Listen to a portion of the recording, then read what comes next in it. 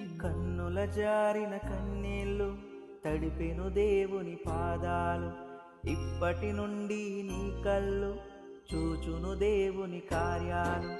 కన్నుల జారిన కన్నీళ్ళు తడిపెను దేవుని పాదాలు, ఇప్పటి నుండి నీ కళ్ళు చూచును దేవుని కార్యాలు. ఉందిలే దీవేనా,